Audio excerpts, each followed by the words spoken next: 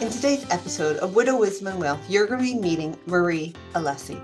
She shares with us her journey into widowhood, how she raised her two boys with the goal of every day making their happiness the priority. And she also shared her mission, the book she writes, the TED Talk she has, the groups that she hosts, and how she holds others' hands as part of her career change while she parents and lives her life. One of the biggest keys that she shares is that she leads through grief with joy, so that every day it's not the grief, especially early on, that drove her decisions. The decisions were driven by, will it add joy to my life? She is an amazing person, in my opinion and in my heart. I welcome this listen for you. Hello, everybody, and welcome to Widow Wisdom and Wealth. I'm so happy today to be sharing with you an interview with Marie Alessi that we're titling Bringing Lightness into Grief. Did I say your last name correctly? Absolutely, I love it. Well done. So, a little bit Thank about you. Marie. Marie became an expert in harnessing the primal power of grief and bringing lightness into this unusually heavy topic simply from experience and by choice. She lost her dad shortly after her 20th birthday, and 25 years later, when Marie's sons were only 10 and 8, Marie lost the love of her life, Rob, to a brain aneurysm. Marie and her husband Rob shared a conversation only 3 years prior to his sudden death, which became the lighthouse in her darkest hour. The conversation sounded like this. If something ever were to happen to me, I would want you to create, I'm going to cry, the happiest possible life for you and your boys. Darn it. Fast forward to Mm. today. And Marie is a best-selling Amazon author with her book, Loving Life After Loss, which she has turned into a movement. She has published two books since, and first, she is currently working on the next release. She is a keynote speaker and has a powerful TED Talk that I recommend everyone go out and give a little listen to. If you're like me, do it private in the car with some tissues, redefining Mm. our image of a widow. And she now offers private coaching and many other offerings that she'll share with us at the end. I've had the honor of having a live with Marie before, and she's good at sharing her message, and she's good at sharing her mission. And I welcome you so much to Widow Wisdom and Wealth. I can't wait for you to share your joy. Thank you so much for having me, Donna. I was really looking forward to this since we had our conversation live. I'm like, I can't wait to have another one with you. Thank you for Yeah, having me.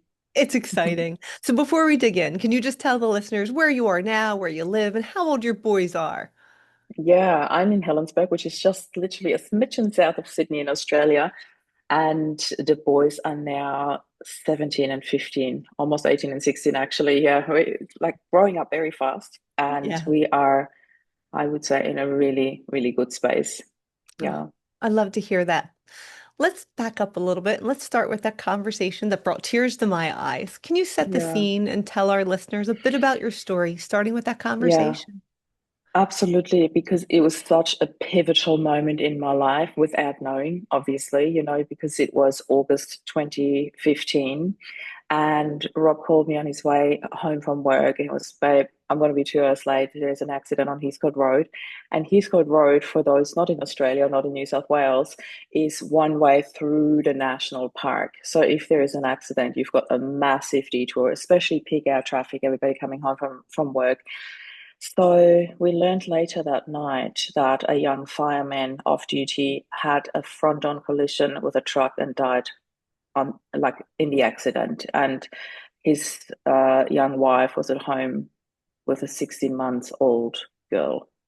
So that was the firstborn. And I thought so many times, for a lot of people, a 2 hour detour for your husband coming home from work and the kids are waiting and they want to have a bath and they want to have a good night story and a cuddle with dad. It's such an inconvenience, when you have dinner ready. But for one family, it changed their entire lives. And it meant that the dad never came home. And it really put things into perspective. I'm actually having goosebumps now. Just like I've told the story so many times, but still, when I feel into it, I get goosebumps because we often don't understand. We take that for granted, like we take for granted that our husbands come home from work. And that night, Rob and I sat on our bed and we had this what if conversation. What would you do if something was to happen to us? And we thought, it really hit home for us because our boys were so little. We thought, what would we do? How would we cope with that? And we talked quite some time that night. We cried, we hugged. There was so much love. It's confronting, but there was also so much love in that conversation. It's very bonding to talk about the what if. And I really want to encourage everyone to have that conversation. And ours ended in, I would want you to take the boys and create the happiest life possible. And of course, that was theory, right? It's not that we didn't mean it, but for us, it was theory. We never thought it would happen to us, and everybody thinks that it doesn't happen to me until it does. Yeah.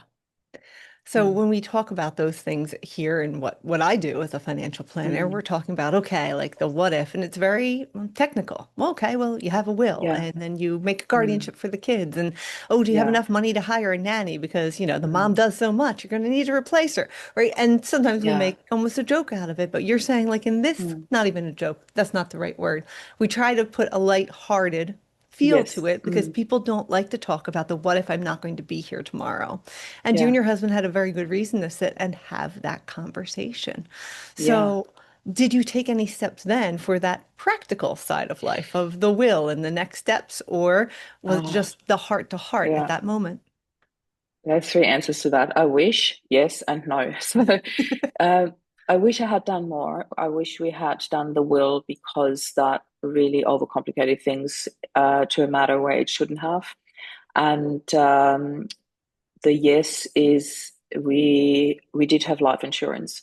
Good. So I am forever grateful to Rob to insist because there were times were tough and you look at, what do we need, what do we not need? And I went from a high income earning job in corporate to stay at home mom for 4 years. That takes a toll on your Yeah. income, and we also bought a house in that time. So Yeah. we went from having all the money in the world to paying a mortgage and having one income, then two kids. So we did it tough for a couple of years. And I remember saying to Rob, like, babe, in our 40s. We don't need a life insurance, And he said, I insist. I want, like, if something ever happens to me, I want to make sure that the house is paid off, the schools are paid off, and that you have at least a year where you don't have to go back to work. So that's how he calculated how much life insurance we took out. I am so grateful to him that he insisted because I usually took care of all the finances, of all the financial sides, and he took care of all the insurances. So that was his thing. The insurance part of the finances was his thing, and he insisted. He's like, "There's no way. That's the one thing I'm not ever going to stop paying. Everything else we can discuss or look at, but yeah, we continued paying the life insurance, and it was literally life saving for us. And the other thing, the will kit, and I want to share something very quickly here that my lawyer then shared with me. She's actually a really good friend, and I'm really, really grateful that she looked after me after Rob passed away and looked into the estate and what we can do. So she said to me, Marie, even if you don't know who to put down for your kids, that was our biggest thing why we didn't have our will settled because we weren't sure who to put down, who would look after our kids if something was to happen to both of us. That was really tricky because my family is all overseas. Rob's siblings' family situation was a bit tricky at the time, so we weren't sure who to ask.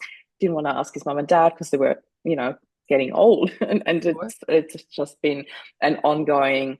Not every day, but every time we picked up the topic will kit again, we just sort of left it. And we had the will kit since I was pregnant with my firstborn son, and he was 10 at the time. So over 10 years, we could not make a decision. Yeah. And she said to me, Marie, even if you come, lawyers can actually work you through that. You can put what if scenarios in and you can put different steps in. It doesn't have to be if you die, Uncle such and such will take the kids. Yeah. So that was something that really helped me. I'm like, oh yeah, that's true. I should rediscuss that with Rob. Yeah.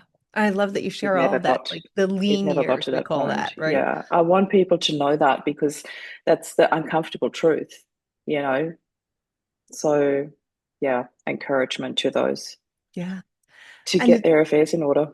100%. And it is that decision of guardianship, like you say, often Yeah. stalls people, Yeah. right? Because it's a matter It's of hard. location, a matter of emotions, a matter of are we going to offend one side of the party or not, or these in-laws or that Yeah. in-laws. And And let's I be remember, honest, nobody can ever be good enough for your kids, like you always think like, yeah, who could do a good enough job. And that's really hard. It's the emotional side that makes it really hard. Yeah. Agreed. And I appreciate you so much bringing up the fact of Mm. you did have the life insurance and it was saving. I've shared many of times that life insurance is what allowed me to keep my house and educate my Yeah. kids and take a little Same. bit of time to flip my career on its head so that I could Yeah. actually, instead of having a new career, I could have a mission. Can you Mm. share with people, I think you were a life coach at the time, right? Just working a little bit part-time while you're raising your Yeah. kids. Tell me about that career Yeah. for you post Mm. Rob's passing. Yeah, so as I said, I came from corporate background, and then I stopped working in advertising when I was pregnant with our first son. That was my way out, and it was perfect timing.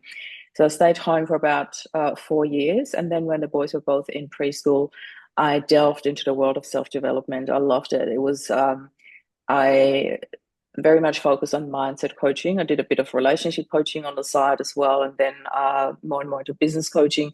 But for me, I never called myself a business coach because my forte was to work with small business owners on their mindset, on their personal growth to achieve business growth.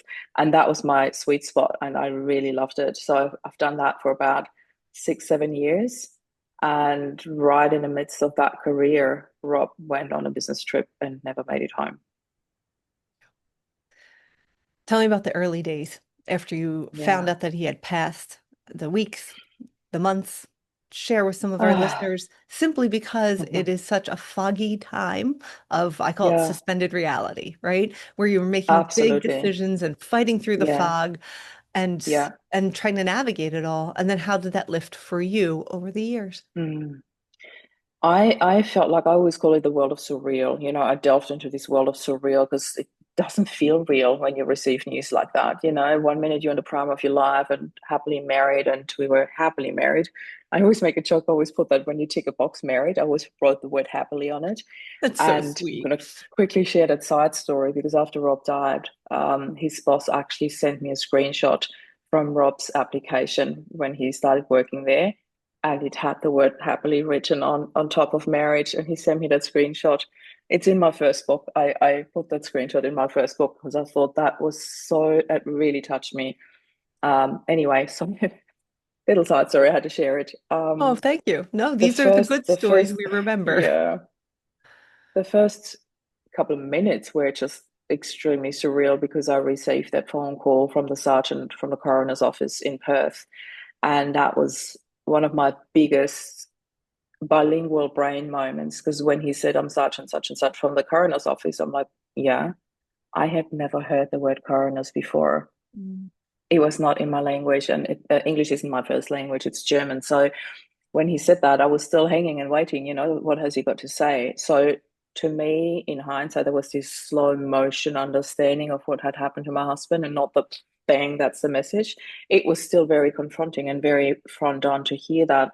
But there was this tiny little delay that I often think about how grateful I am for that because it almost like caught me when falling. Do you know what I mean? Sure.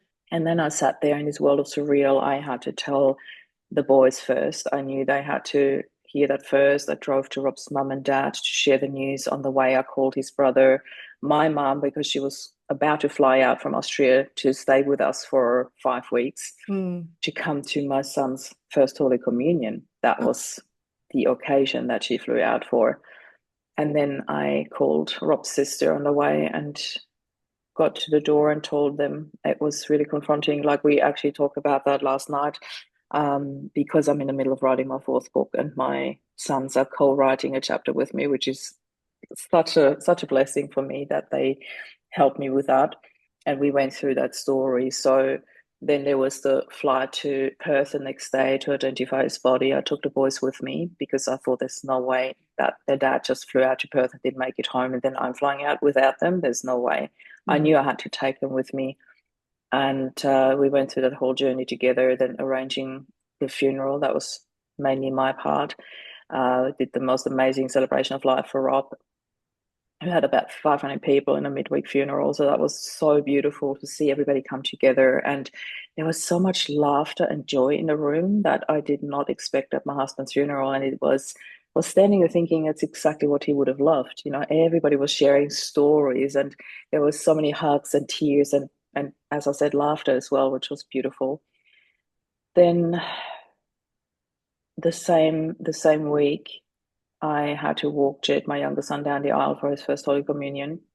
That was the same week of the funeral. That was, I feel, almost harder than the funeral itself. And the funeral, I felt so held with all the beautiful people there sharing stories. There, I was on my own, where Rob should have been with me, and the whole town is staring at me. How is she coping? That was really, really confronting. Then I'm going to share that very openly. I've talked about it a couple of times, and I found that a very important point in my journey. I had a massive breakdown in my kitchen the same night of the Holy Communion. I had a breakdown because everything on the tick list was done.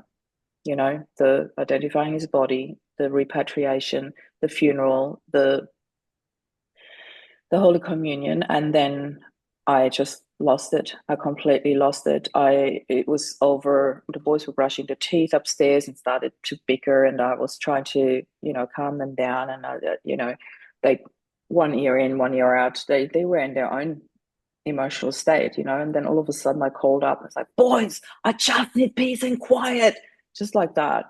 And the moment I said those words, it was like a valve had opened, and I couldn't stop yelling that sentence. And then I started screaming it, and I started screaming it louder until I was screaming on top of my lungs. And then I somehow found myself on the kitchen floor. I can't even remember, sinking, falling, nothing. I was just on a kitchen floor, whacking the kitchen cupboard, screaming my lungs out, complete primal screaming. It was the worst experience I've ever had in my life. It was like I was watching myself from the outside, and I could not stop myself. It was a full-on out-of-body experience until it snapped, because I thought, oh my God, the boys upstairs. Oh my God, the boys have witnessed this. Oh my God, what have I done? There was that instant, oh, sorry, that's still very heavy just talking about it, but there was this instant guilt, the mama's guilt. What have I done? So it was this big talk about it, and that was another really pivotal moment, having to experience that, having to explain that to the boys, going through that with them. I knew I needed help in that moment, and that was the moment when next morning I called a positive psychologist and started working with her literally the week after. She went from, I have no spots, and then I said, well, I only want to work with her. And then she called me back. I said, do you mind me asking why me? And I told her the whole story. I had her on file because I was, working as a coach. I always had someone on file when he was beyond the coaching that I could refer people on. She was highly recommended through another friend of mine. And that was my story. And she said, I'll give you my emergency spot. I always have an emergency spot for clients when I have to move something. And come in next week, see me on Tuesday. That was like Friday or something. Oh no, it was Sunday. It was Sunday night. Exactly. It was so literally, see me on Tuesday. Within 2 days, I was in her office, and that was where my whole story started to turn. I had somebody to hold space for me, and where I could work through this intensity of grief that you have at the beginning. And those 4 months I worked with her were really life-changing for me, because it was like seeds being planted on fertile soil, because that was my background.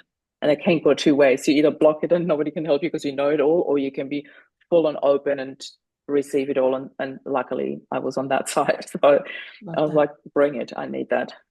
Good. Yeah. And then for you, we say it was about 4 months, right? And then when did that shift start? Because you definitely have a mission, you have a calling. Yeah. So Yeah. I just remember too, like just trying to get through year one, right? And then year two, well, what's next? How did that develop for you? I have to say, my journey, it felt very fast forward. When I worked with Emily, the positive psychologist, there was one moment where I came in very frustrated, and I told her how hard I find it, this expectation of people, like she's supposed to fall apart, this is supposed to be heavy, this grief will last forever, all these preconceived opinions about grief coming from mostly those who've never experienced it. And the number one thing that I forgot to mention the story, because that is really, really important. The moment I had to share the news with the boys, in my head, I had Rob's sentence come up, our promise, create the happiest life possible for the boys. It came to me in my darkest hour and it became my North Star, my lighthouse, my everything. And that's what I did every day. I was literally chasing happiness. A lot of people ask me, like, you can't ignore your grief. So I didn't ignore it. I No. just paid more attention to happiness. That's all I did. And that is a shift that changed everything for me. That really helped me. And in this session with Emily, where I said how frustrated I am, this expectation of people for me to fall apart, I remember her looking at me and she had this beautiful, gentle voice. And she said, "So, what does grief mean to you, Marie?" And I looked at her and it was like a bing. And I said, "Wow." The first word that came up was empowerment. I said, "I did not expect that." And she said, "Tell me about that." And we talked through this, and it had a lot to do with this primal power that you release. And I also felt you can use it in either way. You can use this primal power that loss releases and use it to rebuild yourself. It takes a lot of patience, a lot of love, a lot of people to hold space for you, a lot of guidance, but you can use it. And I said to her in that moment, "I think I need to write a book about this."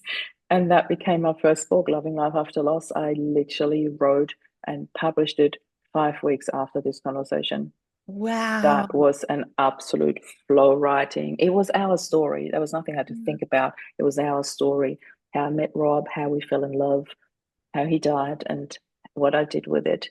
And that book ranked in the top 100 bestseller list of Amazon Australia. So I knew there was something I had that the world needed, and that was another starting point. There were a couple of pivotal moments along the way. It Yeah. came out like literally 2 months.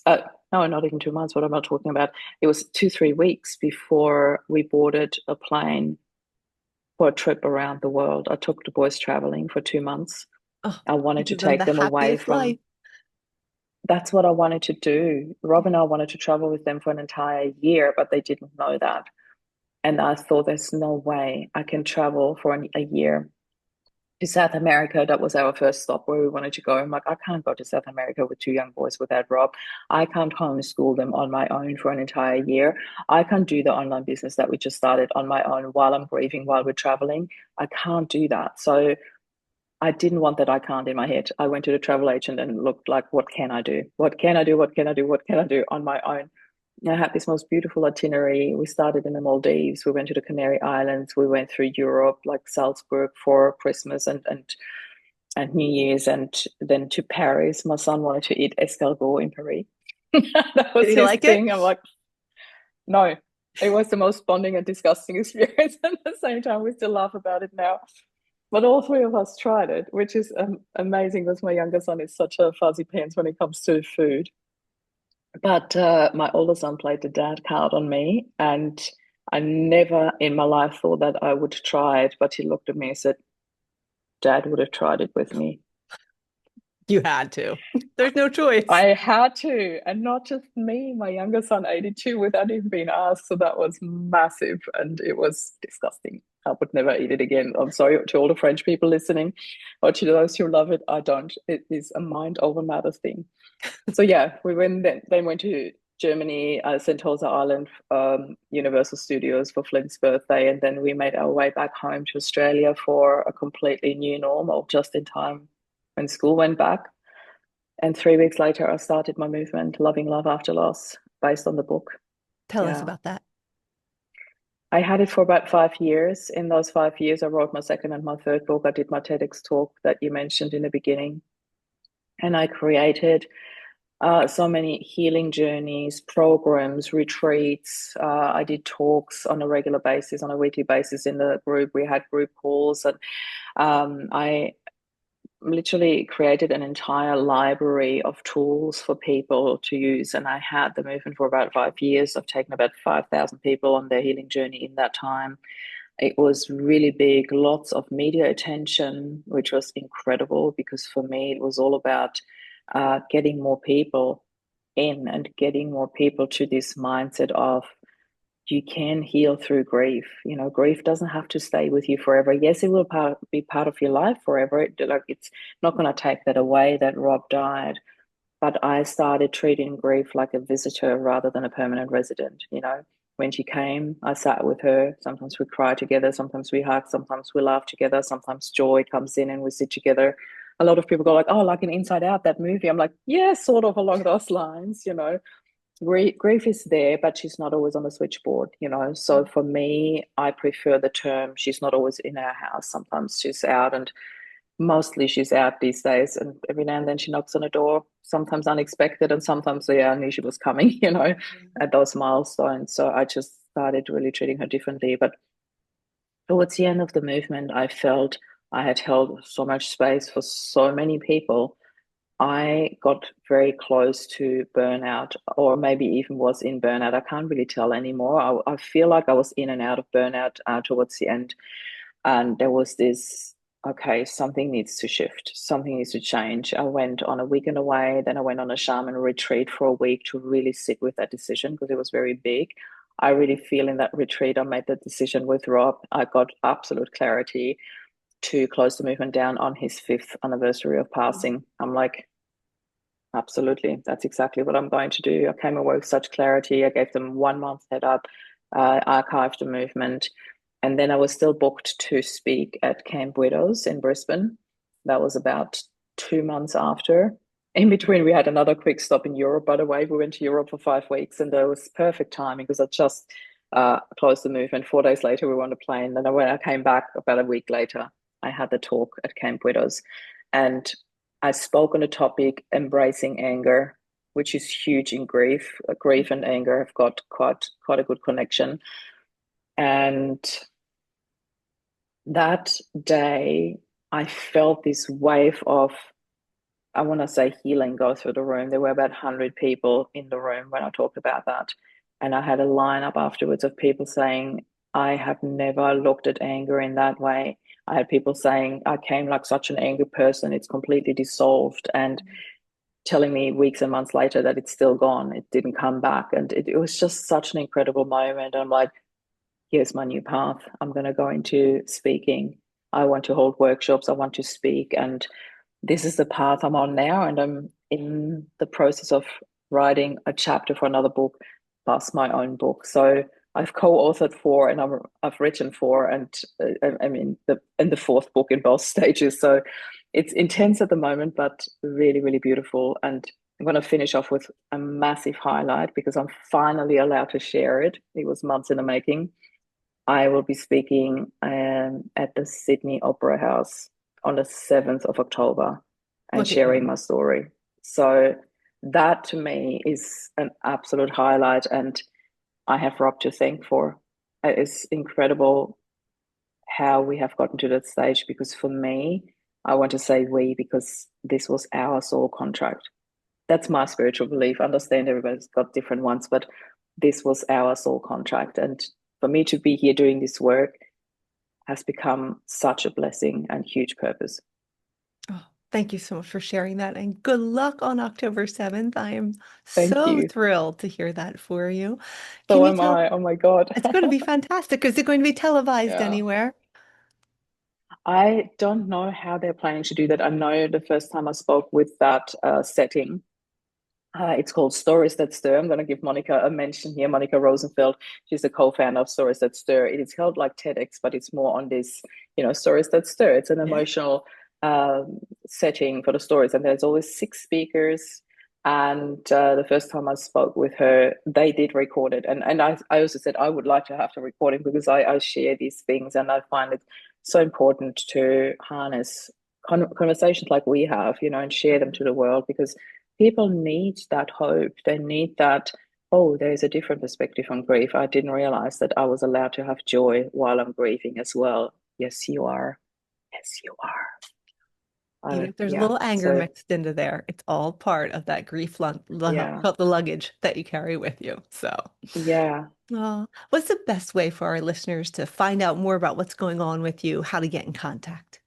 And we'll have all of your I details think, in the show notes too. sure. The easiest way is to look at mariealessi.com. So first name, last name, and you have everything on there. You'll find my YouTube channel, you find my books. You can book a chat with me if you want to. It's really me on the other side. So yeah, I'd be absolutely open to connect Oh, Marie, thank you so much for sharing your genuine nature, for sharing your story.